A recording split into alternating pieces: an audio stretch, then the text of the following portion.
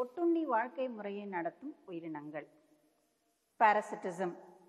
இதில் 2 வெவ்வேறான சிற்றினங்களுக்கு இடையிலான இடைச்செயல்களாகும். இதில் சிறிய கூட்டாளி, பெரிய கூட்டாளி, ஸ்மால் பார்ட்னர், பிகர் பார்ட்னர்னு சொல்கிறோம். அந்த சிறிய கூட்டாளியானது ஒட்டுண்ணியாகவும் பெரிய கூட்டாளியானது ஓம்பு உயிரி அல்லது தாவரமாகவும் செயல்படும். இப்போ இந்த ஒட்டுண்ணி சிறியது பயன்பெறும், ஓம்பு உயிரி பாதிக்கப்படும் இல்லையா? இப்போது சின்ன எக்ஸாம்பிள் நம்ம புரிஞ்சுக்கிறதுக்கு சொல்கிறேன். நம்ம ஓம்பு உயிரியாக இருப்போம். நமக்குள்ளே போகக்கூடிய பாக்டீரியா ஒட்டுண்ணி. அது நம்ம உள்ளே வர்றதுனால நம்ம பாதிக்கப்படுறோம், பாக்டீரியங்கள் பயனடைகிறது இல்லையா? இது பாரசிட்டிசத்துக்குரிய ஒரு சின்ன புரிஞ்சுக்கிறதுக்காக சொல்லக்கூடிய ஒரு எக்ஸாம்பிள். ஆக எப்போவுமே ஓம்பு உயிரியானது பாதிக்கப்படும். எதில் இந்த ஒட்டுண்ணி வாழ்க்கை முறையை நடத்தும் செயல்பாடுகளில் செயல்முறைகளில் இதில் இந்த ஒட்டுண்ணி அடிப்படை செயல்களில் ஒட்டுண்ணி வாழ்க்கையானது 2 வகைகளாக பிரிக்கிறாங்க. ஒன்று முழு ஒட்டுண்ணியாகவும் இன்னொன்று பாதி ஒட்டுண்ணி அப்படின்னு பிரிக்கிறோம். இந்த முழு ஒட்டுண்ணி டோட்டல் பாரசைட், பாதி ஒட்டுண்ணியானது ஹெமி பாரசைட் அப்படின்னு பிரிக்கிறோம். இந்த முழு ஒட்டுண்ணி ஹோலோ பாரசைட் அல்லது டோட்டல் பாரசைட் அப்படின்னு சொல்கிறோம். இதில் என்னன்னா, அந்த உயிரினமானது தனது உணவிற்காக ஓம்புயிரி மேலே ஃபுல்லாக டிபெண்ட் பண்ணிடும். கம்ப்ளீட்டாக முழுமையாக சார்ந்திருந்தால் அது முழு ஒட்டுண்ணி என சொல்கிறோம், அல்லது மொத்த ஒட்டுண்ணி அப்படின்னு நம்ம சொல்கிறோம். அதுக்கு எக்ஸாம்பிள்ஸ் சிலது கொடுத்துருக்காங்க. அக்கேஷியா, டுரண்டா, பல்வேறு தாவரங்கள் மீது கஸ்கியூட்டா என்ற தாவரம் முழு தண்டு ஒட்டுண்ணியாக காணப்படுது அப்படின்னு சொல்கிறாங்க. மலர்தலை தூண்ட தேவையான ஹார்மோன்களை கூட கஸ்கியூட்டா ஓம்பு உயிரிடமிருந்து பெறுகிறது அப்படின்னு கூட சொல்கிறாங்க. இப்போது அந்த கஸ்கியூட்டான்ற தாவரம் என்ன, எது மாதிரி இருக்கும் அப்படின்னு நீங்கள் பார்த்தீங்கன்னா, இந்த படம் ஒன்று கொடுத்துருப்பாங்க பாருங்கள். 6.14 அப்படின்னு சொல்லக்கூடிய ஓம்பு உயிரின் மேல் கஸ்கியூட்டா அப்படின்னு கொடுத்துட்டு ஒரு தாவரம் கொடுத்துருப்பாங்க. அதில் ஓம்பு உயிரின் மேல் கஸ்கியூட்டான்னு கொடுத்துருப்பாங்க பாருங்கள். ஒரு குச்சி மாதிரி ஒன்று இருக்குது, அது மேலே அப்படியே ஒயர் மாதிரி சுற்றி இருக்கும், அதுதான் கஸ்கியூட்டா. சும்மா ஒரு நரம்பு மாதிரி தான் இருக்கும் அந்த தாவரம். அது என்ன செய்யும்னா, அந்த தாவரத்தின் மேல் வளர்ந்து அதுக்கு தேவையான நியூட்ரியன்ஸ், உணவு சத்துக்கள், ஊட்டச்சத்துக்கள் எல்லாமே அதுக்குள்ளேருந்து உறிஞ்சி எடுத்துரும். ஆக ஃபுல்லாக கம்ப்ளீட்டாக அதன் மேலே சார்ந்து வாழ்வதனால் அதுக்கு பேர் டோட்டல் பாரசைட். இதில் தண்டு மட்டும் இருக்கிறதுனால இது முழு தண்டு ஒட்டு உண்ணியாக காணப்படுதுன்னு சொல்கிறோம். அடுத்தது உயர் தாவரங்களின் மீது பெலனோஃபோரா, ஓபராங்கி அப்படின்னு ரெஃப்லீசியா போன்ற முழு வேர் ஒட்டுண்ணிகளாக காணப்படுகின்றது அப்படின்ட்டு சொல்கிறாங்க. அடுத்தது ஹெமி பாரசைட்ஸ். இது பாதி. அது என்ன செய்யணும், அதுக்கு தேவையான நீர், கனிமங்களை மட்டும் எடுத்துக்கிட்டு மீதிக்கு உணவை அது தயாரித்துக்கும். அதுக்கு எக்ஸாம்பிள் ஒரு விஸ்கம்னு சொல்லக்கூடிய ஒரு தண்டு பகுதி ஒட்டுண்ணி தாவரம். அதே படத்தில் நீங்கள் பார்த்தீங்கன்னா விஸ்கம்னு போட்டிருக்கோம். ஒரு ஆன்ற ஒரு படம் ஒன்று கொடுத்துருப்பாங்க, ஒரு தண்டு கொடுத்துருப்பாங்க, அதுக்கு உள்ள அதனுடைய வேரெல்லாம் பாஞ்சு போகிற மாதிரி காமிச்சிருப்பாங்க. அந்த வேர்கள் அந்த தாவரத்தில் இருக்கக்கூடிய நியூட்ரியன்ஸ், நரிஷ்மெண்ட் அல்லது ஊட்டச்சத்தை உறிஞ்சி எடுத்துக்கிட்டு, தண்ணீரை எல்லாம் உறிஞ்சி எடுத்துக்கிட்டு மேலே இருக்கக்கூடிய இலைகளுக்கெல்லாம் அனுப்பி இலைகள் மூலமாக உணவை தயாரித்துக்கும். அப்போ தேவையான நீர் மற்றும் கனிமங்களை மட்டும் பெற்று தானே ஒளிச்சேர்க்கையின் மூலமாக உணவை தயாரித்துக்கும். இது பாதி மட்டும்தான் அது ஒட்டுண்ணியாக செயல்படுறதுனால அதுக்கு பார்ஷியல் பாரசைட் அல்லது பாதி ஒட்டுண்ணி அப்படின்னு சொல்கிறோம். அதுக்கு எக்ஸாம்பிள் தான் விஸ்கம் மற்றும் லொராந்தஸ், தண்டுவாழ் பகுதியில் இருக்கக்கூடிய ஒரு விதமான ஒட்டுண்ணி. சாண்டலம், சந்தனக்கட்டை, வேர்வாழ் பகுதிகளில் இருக்கக்கூடிய ஒரு விதமான ஒட்டுண்ணி. ஒட்டுண்ணி தாவரங்கள் ஓம்பு உயிரி தாவரத்தின் வாஸ்குலர் திசுக்களிலிருந்து ஊட்டச்சத்துக்களை உறிஞ்சுவதற்கு தோற்றுவிக்கும் சிறப்பான பகுதி தான் இந்த ஹாஸ்டோரியல் ரூட்ஸ் அல்லது வேர்கள், ஒட்டுண்ணி உறிஞ்சும் வேர்கள் அப்படின்ட்டு சொல்கிறோம் நம்ம. ஹாஸ்டோரியல் பாரசிட்டிக் ஹாஸ்டோரியல் ரூட்ஸ்ன்னு சொல்கிறோம் நம்ம. அந்த வேர்களின் வழியாக தான் இந்த ஓம்பு உயிரியில் இருக்கக்கூடிய நரிஷ்மெண்ட்டை அதை அப்சார்ப் பண்ணி எடுத்துக்குது அப்படின்னு சொல்கிறாங்க. எடுத்துக்கிட்டு மீதிக்கு வந்து அத்தானே உணவை தயாரித்துக்கும். இப்போ இவ்வளோ தூரம் நம்ம பார்த்தது எல்லாமே எது இந்த கேட்டகரியில் வந்துடும்னா பாரசிட்டிசம் அல்லது இந்த ஒட்டுண்ணிகள் அப்படின்ற கேட்டகரியில் வந்துடும். ஒட்டுண்ணிகள்லேயே ரெண்டு பார்த்தோம். ஒன்று வந்து முழு ஒட்டுண்ணி, இன்னொன்று வந்து பாதி ஒட்டுண்ணி. முழு ஒட்டுண்ணிக்கு கஸ்கியூட்டா பெஸ்ட் எக்ஸாம்பிள்னு பார்த்தோம். பாதி ஒட்டுண்ணிக்கு விஸ்கம் அப்படிங்கிறதெல்லாம் நம்ம பார்த்தோம் இல்லையா. இப்போ இது எல்லாமே வந்து உங்களுக்கு ஒட்டுண்ணி கேட்டகரியில் வந்துடும். அடுத்தது காம்படிஷன், போட்டியிடுதல். போட்டின்னு சொன்னாவே நீயா நானா அப்படின்ற மாதிரி தான் வரும் இல்லையா, அது சொல்லக்கூடிய ஒரு வார்த்தை. இது இரண்டு வகையான உயிரினங்கள் அல்லது சிற்றினங்களுக்கு இடையே நடக்கக்கூடிய ஒரு இடைச்செயல். இதில் இரண்டு உயிர்களுக்கும் பாதிப்பு உண்டு. இதில் ஒழுங்கற்ற முறையில் பரவி இருக்கும் எந்த ஒரு உயிரின தொகைகளுக்கு இடையே காணக்கூடிய ஒரு விதமான போட்டி. அந்த போட்டி வந்து எதுக்கு நடக்குதுன்னா நீர், உணவு, நிழல், இருக்கும் இடம், இது எல்லாத்துக்குமே சேர்த்து தான் காம்படிஷன் அதிகமாக நடக்கும். இப்போ இந்த காம்படிஷனை பொறுத்து ரெண்டு விதமாக நம்ம பிரிக்கிறோம். ஒன்று வந்து இன்ட்ரா ஸ்பெசிஃபிக் காம்படிஷன், ஒத்த சிற்றினங்களுக்கு இடையே நிகழும் போட்டி. வேறுபட்ட சிற்றினங்களுக்கு இடையே நிகழும் போட்டி இன்டர் ஸ்பெசிஃபிக். ஒரே இனத்தை சார்ந்த ரெண்டு சிற்றினங்களுக்கு இடையே ஒரே சிற்றினத்தை சார்ந்த தனித்தனி உயிரினங்கள் இல்லையா, அது மாதிரி இருக்கும்போது அது ரெண்டுத்துக்கும் இருக்கக்கூடியது என்ன, வெவ்வேறு சிற்றினங்களுக்கு இடையே இருக்கக்கூடிய காம்படிஷன் என்ன அப்படின்னு பார்க்குறோம். அதில் தான் ஃபஸ்ட்டு ஒன்று தான் உங்களுக்கு ஒத்த சிற்றினத்திற்கிடையே நிகழும் போட்டி, இன்ட்ரா ஸ்பெசிஃபிக் காம்படிஷன். இப்போ இந்த போட்டி மிக கடுமையாக இருக்கும். ஏன்னா எல்லாமே ஒரே வகையை சேர்ந்தது. அது வாழுமிடம், உணவு, நீர், மகரந்த சேர்க்கை, இது எல்லாத்துக்குமே வந்து ஒரே வகையாக தேவைப்படுது. அதனால் அது ஒரே மாதிரி எல்லாம் தேவைப்படுறதுனால காம்படிஷன் வந்து அதிகமாக இருக்கும். இதனை பூர்த்தி செய்வதற்கு ஒரே மாதிரியான தகவமைப்புகள் பெற அவைகள் பாடுபடும். இதுதான் வந்து உங்களுக்கு இன்ட்ரா ஸ்பெசிஃபிக் காம்படிஷன் அல்லது ஒத்த சிற்றினத்திற்கிடையே நிகழும் போட்டி.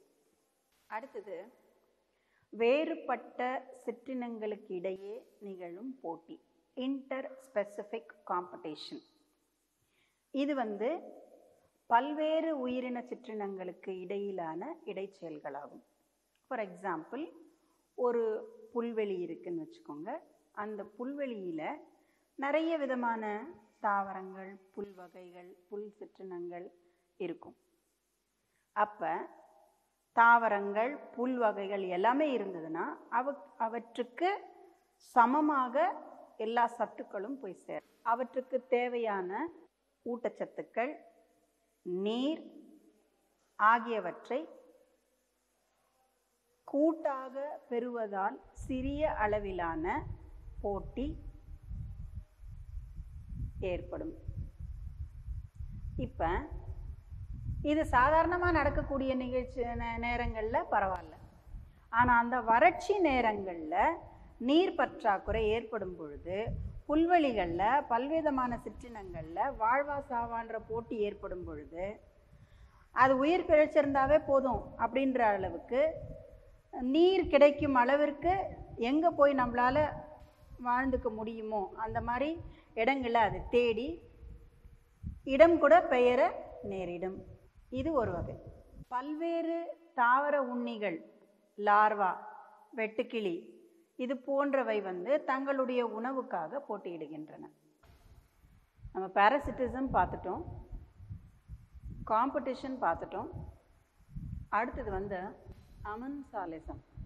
இரண்டு உயிரினங்களுக்கு இடையே நிகழும் இடைச்செயல்களில் ஒரு உயிரி ஒடுக்கப்பட்டாலும் மற்றொரு உயிரி எந்த பயனையும் அடைவதில்லை அல்லது பாதிக்கப்படுவதில்லை அப்படின்னு ஒரு வரையறுத்தலை கொடுத்துருக்காங்க.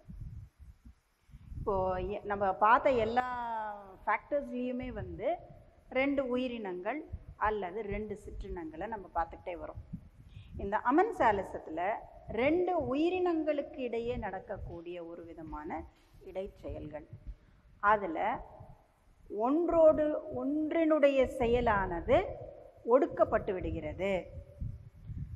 அதனால் அந்த ஒடுக்கம் அடைதல்னா வந்து பாதிக்கப்படுது, மற்றொன்று எந்தவித செயலுக்கும் உட்படுத்தப்படுவதில்லை. சரிங்களா? அதுதான் அமென்சாலிசம்னு சொல்கிறோம். இந்த உயிரி ஒடுக்கப்படுவதற்கு ஒரு விதமான கெமிக்கல்ஸை அது ப்ரொடியூஸ் பண்ணுது, இடைத்தடை வேதிப்பொருட்கள் அப்படின்னு சொல்லிட்டு அது கொடுக்குது. அதுக்கு பேர் தான் அலிலோபேத்திக் அப்படின்னு சொல்லக்கூடிய ஒரு விதமான வேதிப்பொருட்களை சுரப்பது மூலமாக இந்த ஒடுக்கப்படுத்துதலை நிகழ்கிறது. இதை அமென்சாலிசம் நுண்ணுயிர் எதிர்ப்புன்னு சொல்கிறோம். நம்ம நுண்ணுயிரி எதிர்ப்பு அப்படின்னு சொல்கிறோம், ஆன்டிபியோசிஸ். இப்போ இதுக்கு நிறைய எக்ஸாம்பிள்ஸ் கொடுத்துருக்காங்க. இப்போ நான் இப்படி சொன்னேன்னா உங்களுக்கு புரியுறது கொஞ்சம் கஷ்டமாக இருக்கும், ஆனால் எக்ஸாம்பிள்ஸ் சொன்னேன்னா கொஞ்சம் ஓரளவுக்கு புரியும் உங்களுக்கு. ஒரு ஃபஸ்ட் எக்ஸாம்பிள் சொல்லும் போதே நான் என்ன சொல்ல வரேன்றது உங்களுக்கு புரிஞ்சிடும். இப்போ பெனிசிலியம் நொட்டேட்டம் அப்படின்ற ஒரு பூஞ்சை வகை ஒன்று உண்டு. அதிலிருந்து சுரக்கக்கூடிய ஒரு விதமான உற்பத்தி பொருள் வந்து பெனிசிலின். இது வந்து ஆன்டிபயோட்டிக்காக யூஸ் பண்ணுறாங்க, நோய் எதிர்ப்பு சக்திக்கு அதை பயன்படுத்துகிறாங்க. அது வந்து எதனுடைய செயலை ஒடுக்கமடைய செய்யுது அப்படின்னா, ஸ்டெஃபைலோகாக்கஸ்ன்னு சொல்லக்கூடிய ஒரு விதமான பாக்டீரியத்தின் வளர்ச்சியை அது தடை செய்கிறது. ஸ்டெஃபைலோகாக்கஸ் அப்படின்னு சொல்கிறது ஒரு விதமான பாக்டீரியா. அது வந்து ஒரு நோயை உற்பத்தி செய்யும், நோயை உண்டாக்கும். அந்த நோயினுடைய செயல்பாடை குறைக்கணும்னா இந்த பாக்டீரியாவினுடைய வளர்ச்சியை குறைக்கணும். அது குறைக்கிறதுக்கு எதை யூஸ் பண்ணலாம் அப்படின்னா பெனிசிலினை யூஸ் பண்ணலாம். பெனிசிலின் எதிலிருந்து வருதுன்னா பெனிசிலியம் நொட்டேட்டத்துலேருந்து வருது. ஆக பெனிசிலியம் நொட்டேட்டம் பெனிசிலினை உற்பத்தி செய்து ஸ்டெஃபைலோகாக்கஸ் என்ற ஒரு வகையான பாக்டீரியாவின் வளர்ச்சியை தடை செய்கிறது. புரியுதா? இப்போ அடுத்தது வந்து ஆஸ்பர்ஜில்லஸ் அப்படின்னு சொல்லக்கூடிய ஒரு பூஞ்சை இனம். இது எதனுடைய ஆஸ்பர்ஜில்லஸ் பூஞ்சையின் வளர்ச்சியை ட்ரைகோடெர்மா பூஞ்சை தடை செய்கிறது. இப்போ ஆஸ்பர்ஜில்லஸும் ஒரு பூஞ்சை, ட்ரைகோடெர்மாவும் ஒரு விதமான பூஞ்சை. இவை இரண்டுக்கும் இடையே இருக்கக்கூடிய ஒரு விதமான இன்டராக்ஷன் என்னன்னா, ட்ரைகோடெர்மா ஆஸ்பர்ஜில்லஸின் வளர்ச்சியை தடை செய்கிறது. ரைட்டா? அப்புறம் இன்னொன்று வந்து இது ஜுகுலன்ஸ் நிக்ரா அப்படின்னு சொல்லக்கூடிய ஒரு விதமான கருப்பு வால்நட் தாவரம். இது கனிகளின் மேலே ஓடு மற்றும் வேர்களில் ஜுகுலோன் அப்படின்னு சொல்லக்கூடிய ஒரு விதமான ஆல்கலாய்டு அது சுரக்குது. இந்த ஆல்கலாய்ட்ஸ் சுரப்பதின் மூலமாக அது பக்கத்தில் இருக்கக்கூடிய ஆப்பிள், தக்காளி, அல்ஃபல்ஃபா அப்படின்ற தாவரங்களுடைய நாற்றுக்களை அவைகள் தடை செய்கிறது. அதனுடைய நாற்றுக்களின் வளர்ச்சியை அது தடை செய்கிறது. ஏன்னா ஜுகுலன்ஸ் நிக்ரா அப்படின்ற தாவரம் அதற்குரிய இப்போ இதுங்களெல்லாம் வளர விட்டுருச்சுன்னா அந்த தாவரம் வளர முடியாது இல்லையா? அதனால் என்ன செய்யுதுன்னா இந்த கெமிக்கல்ஸை செக்ரியேட் பண்ணி ப்ரொடியூஸ் பண்ணி உற்பத்தி பண்ணி ஆப்பிள், தக்காளி, அல்ஃபல்ஃபா போன்ற தாவரங்களின் நாற்றுக்களின் வளர்ச்சியை தடை செஞ்சு அது பாதுகாப்பாயிடுது. ரைட்டா? இது மூணுமே வந்து இந்த அமென்சாலிசத்துக்குரிய எக்ஸாம்பிள். ரைட்டா? இப்போ உங்களுக்கு புரியும் இன்ஹிபிஷன் அல்லது உயிரி ஒடுக்கமடைதல் அப்படின்னா என்ன, இது எதனால ஒடுக்கப்படுது யார் பயனடைகிறது அப்படிங்கிறத நீங்கள் இதில் பார்த்துருப்பீங்க. இப்போ அடுத்த டாபிக் வந்து சிற்றினங்களுக்கு இடையேயான இடைச்செயல்கள் அல்லது இணை பரிணாம குழு இயக்கவியல். இதை வந்து இன்டர்ஸ்பெசிஃபிக் இன்டராக்ஷன் அல்லது கோ எவல்யூஷனரி டைனமிக்ஸ் அப்படின்னு சொல்கிறோம். இதில் வந்து ஒரு 3 விதமான ஆக்டிவிட்டீஸ் அல்லது 3 விதமான பிரிவாக நம்ம பிரித்து எடுக்கிறோம். ஒன்று வந்து மிமிக்ரி, அடுத்தது மர்மிகோஃபில்லி, அடுத்தது கோ எவல்யூஷன். இந்த மிமிக்ரியை வந்து பாவனை செயல்கள் என்றும், மர்மிகோஃபில்லி என்றும், கோ எவல்யூஷனை கூட்டு பரிணாமம் அப்படின்னு சொல்கிறோம் நம்ம தமிழில். ஆங்கிலத்துலேயும் சொல்லிவிட்டு நான் தமிழ்லையும் சொல்லிட்டேன். இப்போ இந்த பாவனை செயல்கள் மிமிக்ரின்னு சொல்லும் போது நீங்கள் நிறைய கேள்விப்பட்டிருப்பீங்க. மிமிக்ரினா ஒருத்தரை போல் இன்னொருத்தர் வாய்ஸ் மாற்றி பேசி காட்டுறது இல்லையா? ஒருத்தரை மாதிரி அவங்கள நடந்து காமிக்கிறது, பாட்டு பாடி காட்டுறது, இது எல்லாமே ஒருத்தரை மாதிரி இன்னொருத்தர் செய்கிறது, ஒன்றை போல் இன்னொன்று செய்கிறது, அதுதான் மிமிக்ரின்னு நம்ம சொல்லுவோம். இப்போ ஒரு உயிரானது தனது அமைப்பு, வடிவம், தோற்றம், நடத்தை இது எல்லாமே மாற்றி அமைத்து கொள்வதன் மூலம் வாழும் வாய்ப்பை பெருக்கவும் தன்னை பாதுகாத்து கொள்ளவும் நிகழ்த்தப்படும் ஒரு செயலாகும். தன்னை ப்ரொடெக்டிவாக வச்சுக்கணும், பாதுகாத்து வச்சுக்கணும். அதுக்கு என்னெல்லாம் செய்யலாம்? தன்னுடைய தோற்றத்தின் மூலமாக மாற்றத்தை ஏற்படுத்துறதா, இல்லை குரலின் மூலமாவா, இல்லை அதனுடைய அமைப்பின் மூலமாவா, வடிவத்தின் மூலமாவா, ஏதாவது ஒன்றுத்தின் மூலமாக அவற்றை மாற்றி அமைச்சுக்கினா அதனால் வாழ முடியும் இல்லையா? அதுக்காக செய்யக்கூடிய செயல்களை தான் மிமிக்ரி அல்லது பாவனை செயல்கள்னு சொல்கிறோம். இப்போ பூக்களில் காணப்படும் பாவனை செயல்கள் மகரந்த செயற்கையாளர்களை கவர்வதற்கு, விலங்கு பாவனை செயல்கள் அதெல்லாமே வந்து பெரும்பாலும் பாதுகாக்க பயன்படும். இப்போ பூக்களில் சில மாற்றங்களை ஏற்படுத்தி வச்சுக்கும். அது எதனால் அந்த மாதிரி மாற்றங்களை பண்ணுதுன்னா மகரந்த செயற்கைக்காக. விலங்குகள் வந்து ஒரு விதமான பாவனை செயல்களை மாற்றி அமைச்சுக்கும். எதுக்குன்னா தன்னை பாதுகாத்து கொள்ள. இந்த மாதிரி இயற்கை தேர்வு முறைகளை பேணுவதற்காக நிகழும் மரபு வழி அடையும் சடுதி மாற்றங்களால் ஏற்படும் பாவனை செயல்கள் தான் பரிணாம முக்கியத்துவம் கொண்டவை அப்படின்னு சொல்கிறோம். இதுக்கு எக்ஸாம்பிள்ஸ் வந்து நிறைய சொல்கிறோம் நம்ம. இந்த ஒப்பைரஸ்ன்னு ஒரு விதமான ஆர்கிட் தாவரங்கள் இருக்குது. அதில் இருக்கக்கூடிய பெண் மலரானது வந்து அது தாவரத்தின் மலரானது பெண் பூச்சியின் வடிவத்தில் இருக்கும்னு சொல்கிறாங்க. ஒப்பைரஸ் என்ற ஆர்கிட் தாவரம் ஒன்று உண்டு. அந்த ஆர்கிட் தாவரமானது பூக்கள் இருக்கும். அந்த பூக்களில் பெண் மலரானது பூச்சியின் ஒப்பைரஸ்ன்னு சொல்லக்கூடிய ஆர்கிட் தாவரத்தின் மலரானது பெண் பூச்சியினை ஒத்து காணப்படுதுன்னு சொல்கிறாங்க. நம்ம நான் கிளியராக சொன்ன பார்த்துக்கோங்க. ஒப்பைரஸ் அப்படின்னு சொல்லக்கூடிய ஒரு விதமான ஆர்கிட் தாவரம். அந்த தாவரத்தில் இருக்கக்கூடிய மலரானது பெண் பூச்சியை போலவே இருக்கும். இது பெண் பூச்சி மாதிரி இருக்கிறதுனால ஆண் பூச்சிகள் அதனால் கவரப்பட்டு கிட்ட வரும்பொழுது மகரந்த சேர்க்கை நடக்கும். அதனால் இந்த மலரானது பாவனை செயல்கள், மலர் பாவனை செயல்கள், ஃப்ளோரல் மிமிக்ரி அப்படின்னு சொல்கிறாங்க. அப்போ அந்த பெண் பூச்சி வடிவத்தை கொண்டிருக்கும் மலரானது ஆண் பூச்சியை கவர்ந்து மகரந்த சேர்க்கையை நிகழ்த்துகிறது. இது வந்து ஃப்ளோரல் மிமிக்ரி, மலர் பாவனை செயல். இது எந்த தாவரத்தில் நடக்குதுன்னா ஒப்பைரஸ்ன்ற ஒரு விதமான ஆர்கிட்ல நடக்குது. இன்னொரு எக்ஸாம்பிளும் சொல்கிறாங்க. கராசியஸ் மொரோசஸ் என்ற இன்னொரு தாவரம். அதை வந்து குச்சி பூச்சி அல்லது ஊன்றுகோல் பூச்சி அப்படின்னு சொல்கிறாங்க. ஏன்னா அந்த தாவரமானது பூச்சி வடிவத்தில் இருக்குது. இது ஒரு பாதுகாப்பிற்கான பாவனை செயல்கள். அது குச்சி மாதிரி பூச்சி மாதிரி இருந்தாக்கா மற்றது வந்து அதை தானே பாதுகாத்து கொள்றதுக்காக அது யூஸ் பண்ணக்கூடிய ஒரு விதமான மெக்கானிசம், ப்ரொடெக்டிவ் மிமிக்ரி. முதல்ல பார்த்த மிமிக்ரி வந்து ஃப்ளோரல் மிமிக்ரி அல்லது எது மலர் பாவனை அப்படின்னுட்டு பார்த்தோம். இது வந்து ஒரு பாதுகாப்பிற்கான பாவனை செயல்.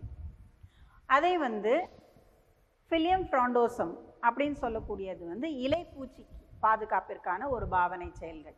இது எல்லாமே வந்து உங்களுக்கு ஒரு படத்தில் ஒன்று கொடுத்துருப்பாங்க. ஒரு படம் 6.15 பாவனை செயல்கள்னு கொடுத்துட்டு ஃபிலியம் ஃப்ராண்டோசம் ஃபஸ்ட்டு படத்தை பார்த்தீங்கன்னா அந்த இலைகள் வந்து பூச்சி மாதிரியே இருக்கும். கராசிஸ் மொரோசிஸ்ன்னு சொல்லக்கூடிய செகண்ட் எக்ஸாம்பிள் பார்த்தீங்கன்னா அது குச்சி வடிவத்தில் இருக்கும். அதான் குச்சி பூச்சி அல்லது ஊன்றுகோல் பூச்சி அப்படின்னுட்டுன்னு சொல்கிறோம் நம்ம. அடுத்தது வந்து மர்மிகோஃபிலி. மர்மிகோஃபிலியில் வந்து எறும்புகள் சில நேரங்களில் மா, லிச்சி, ஜாமுன் போன்ற தாவரத்தின் மேல் வளரும் பொழுது அந்த எறும்புகள் அந்த தாவரங்களுக்கு தொந்தரவு அளிக்கும் உயிரினங்களத்தில் இருந்து அந்த தாவரங்களை பாதுகாத்து கொடுக்குது. பதிலுக்கு அந்த தாவரங்கள் அந்த அந்த எறும்புகளுக்கு வந்து உணவு கொடுக்குது, தங்கும் இடத்தை கொடுக்குது. இதுதான் வந்து மெர்மிகோஃபில்லின்னு சொல்கிறோம். இது அதிகமாக பார்க்கக்கூடியது வந்து அகேஷியா மற்றும் அகேஷியா எறும்பு அப்படின்ட்டு ஒரு எக்ஸாம்பிள் சொல்கிறோம். அடுத்தது வந்து கூட்டு பரிணாமம், கோ எவல்யூஷன். உயிரினங்களுக்கு இடையிலான இடைச்செயல்களில் இரு உயிரினங்களின் மரபியல் மற்றும் புற அமைப்பியல் பண்புகளின் ஏற்பாடு, பரிணாம மாறுபாடுகள் பல தலைமுறையை கருத்தில் கொண்டு தொடர்கிறது.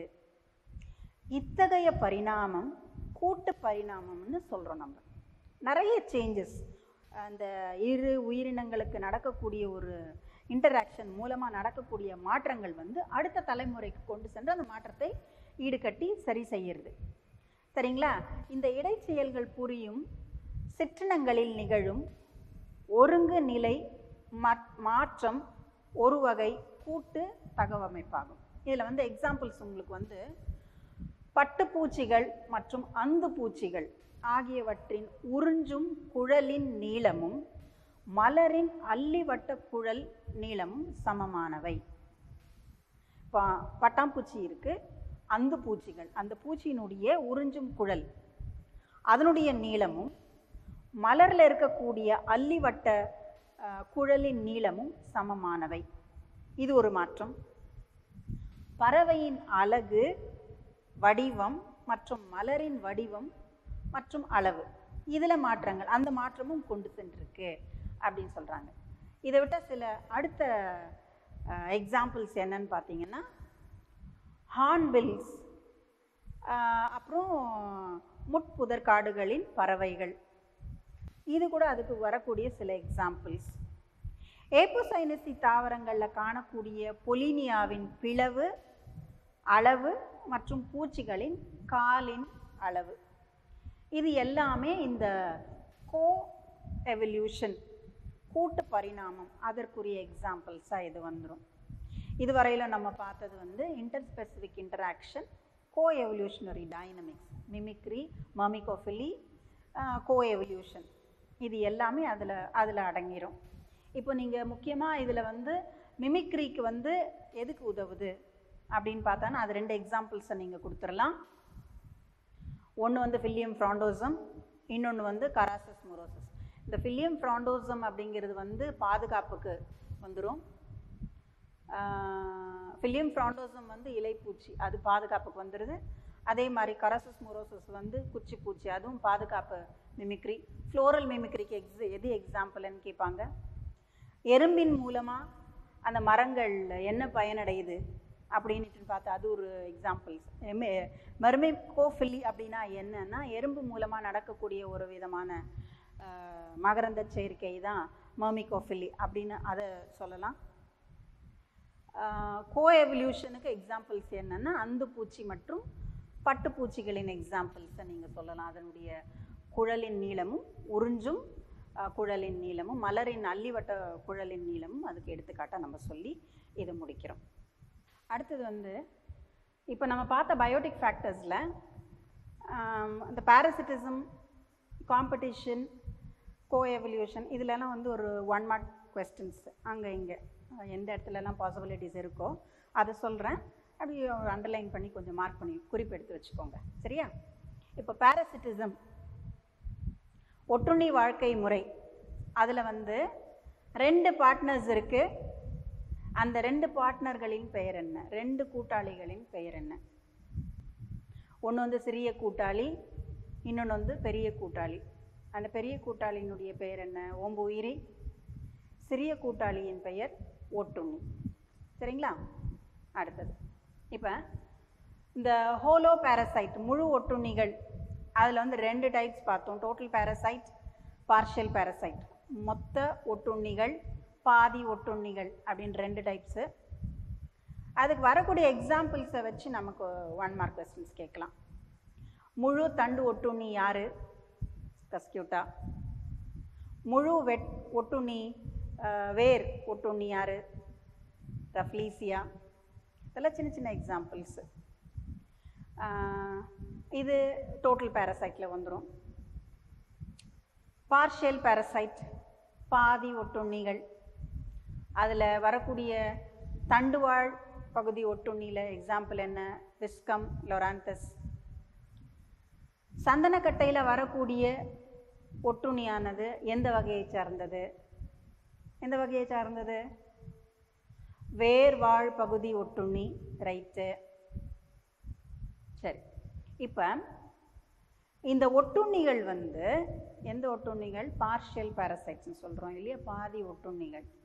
அவைகள் தாவரங்களிலிருந்து தனக்கு தேவையான ஊட்டச்சத்துக்களை உறிஞ்சி எடுக்கும். நம்ம பார்த்தோம் இல்லையா? அது உறிஞ்சி எடுக்கக்கூடிய வகையில் பயன்படுத்தக்கூடிய வேரானது ஒரு பேர் உண்டு. என்ன அது?